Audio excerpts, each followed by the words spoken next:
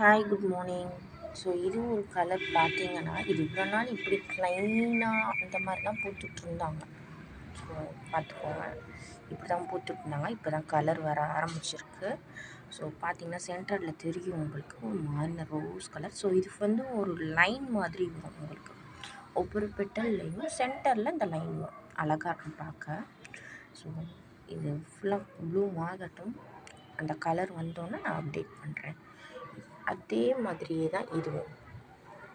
இது ஒரு மாதிரி எல்லோ கலர். இதுவுமே சேம் லைனாக வந்துட்டு இருந்தது தான். இப்போ தான் இந்த லைன் வர ஆரம்பிக்குது.